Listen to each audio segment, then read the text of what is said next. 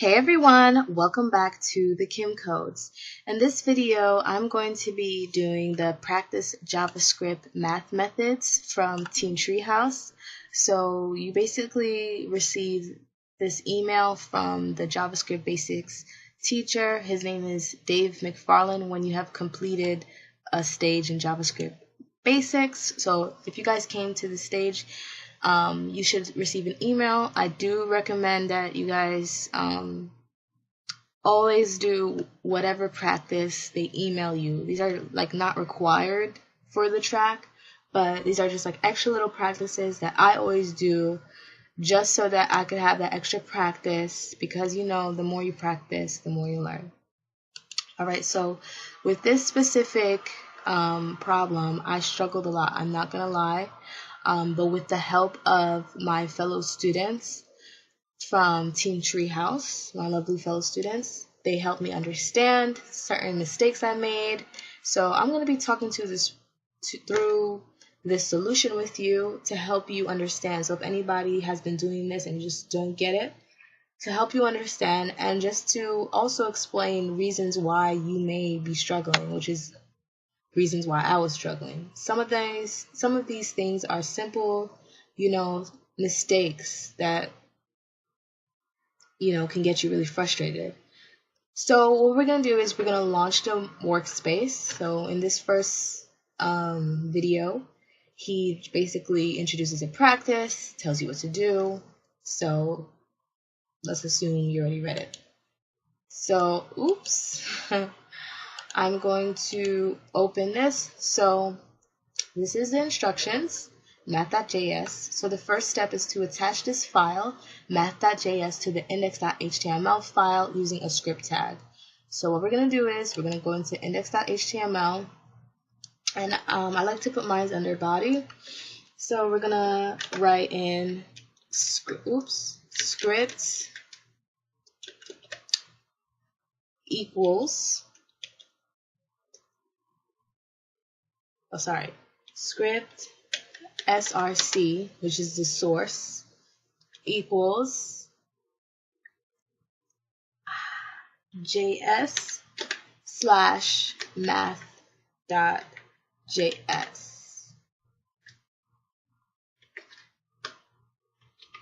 We're going to put those in quotation marks, of course. Then we're going to close that, and it automatically closes it. Okay, so the reason why we do this is because JS is in a folder, / math.js is a file within JS. Alright, so math.js. So the first thing we're going to do, the second step is we're going to add an alert to announce the program with a message like, let's do some math. So I'm going to write the alert function, and I'm going to write inside with quotation marks, let's do some math. Now, you see something wrong here?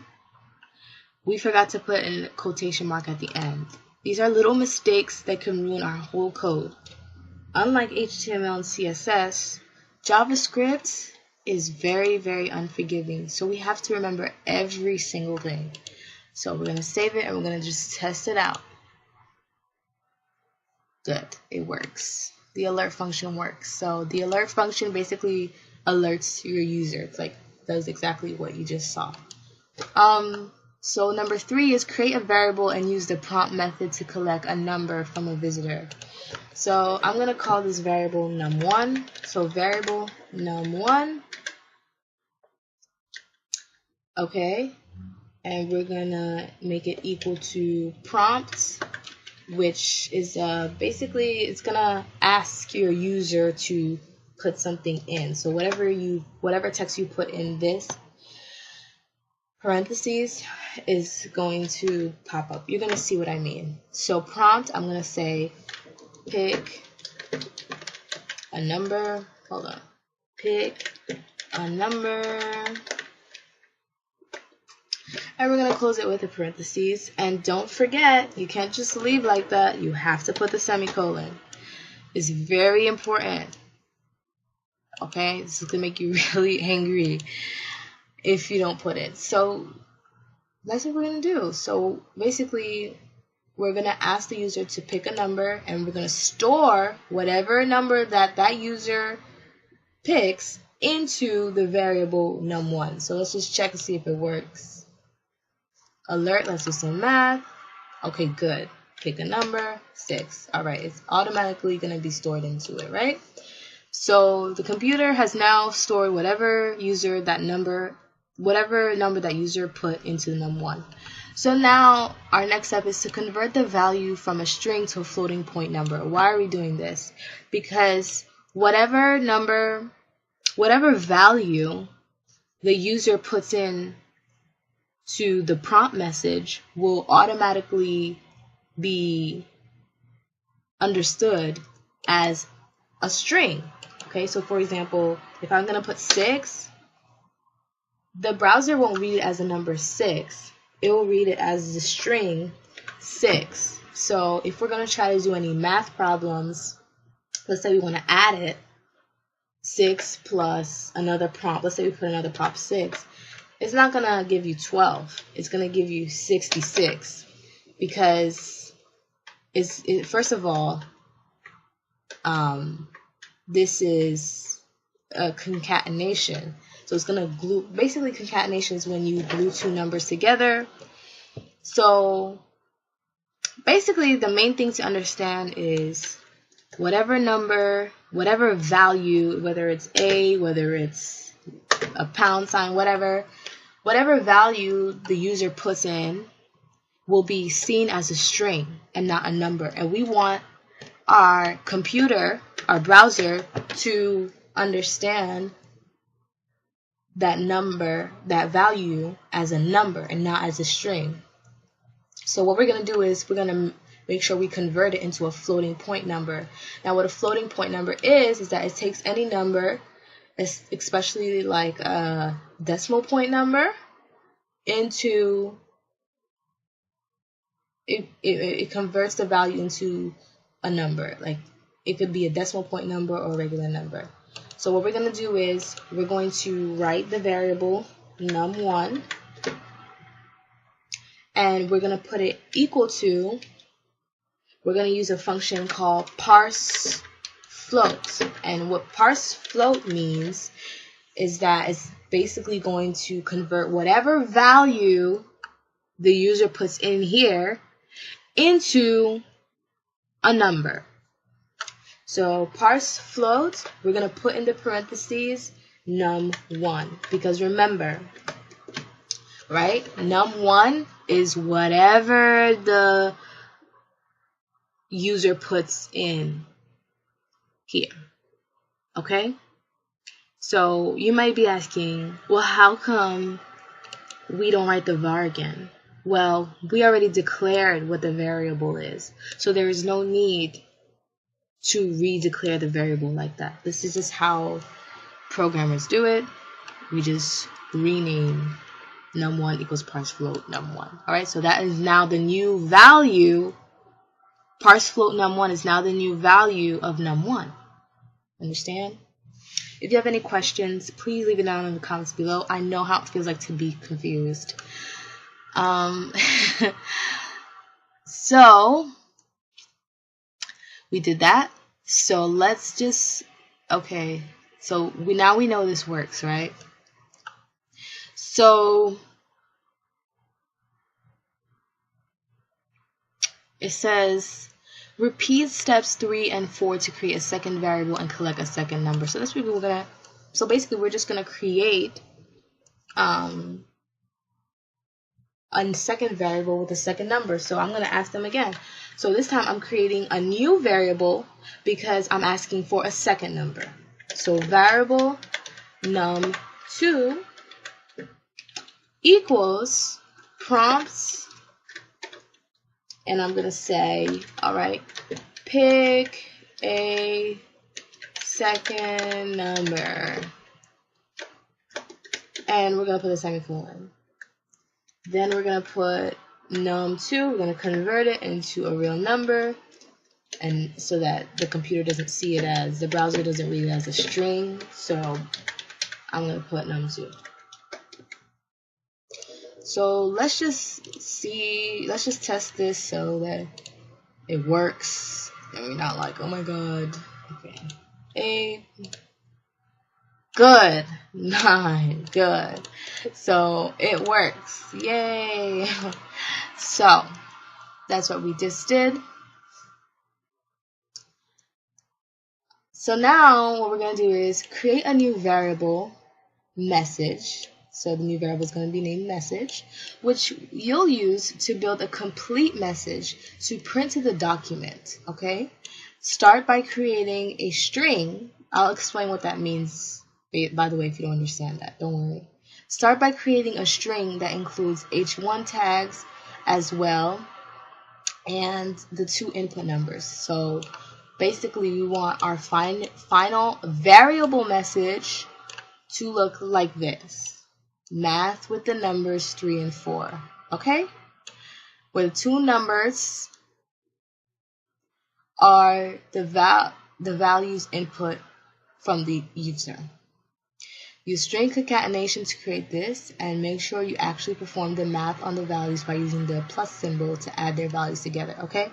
So in English, what we're going to do is we're going to create a variable named message, and we're going to make it equal to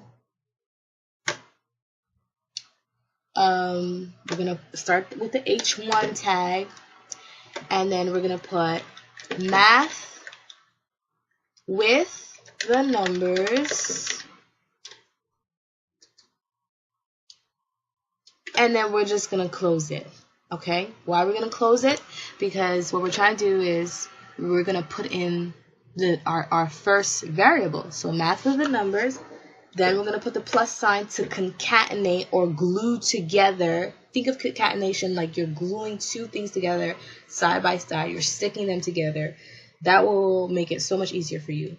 So math with the numbers, and we're just going to put like a space here so that it doesn't look squished together. You know, in fact, let me not put it yet. I'm just going to show you how it looks like without the space first. So math with the numbers, num1, space, plus math with the numbers, num1. So that will be like the num1. Now we have to put the and. So plus,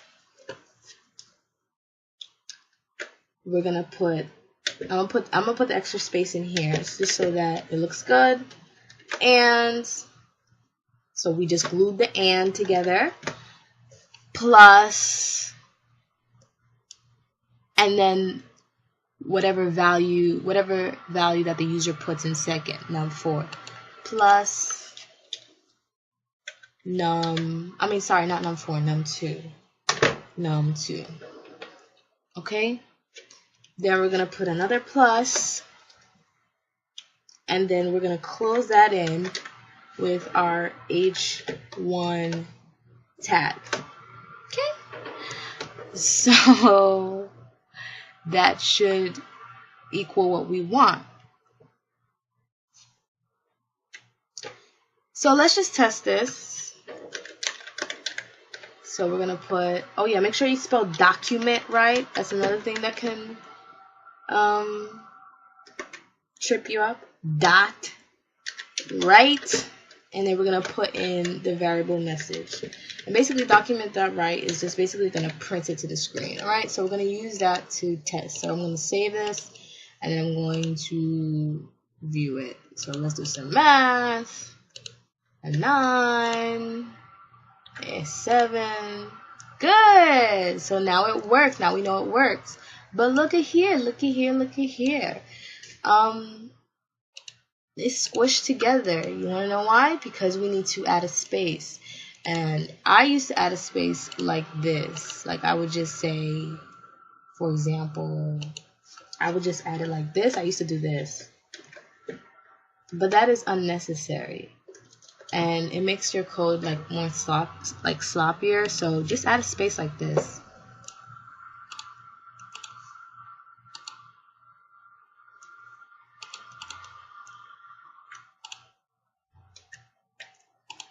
See? And now it looks presentable and clean, right?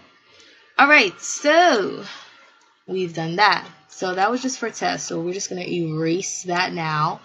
So the next step is to add, number 7 is add another string to the message variable.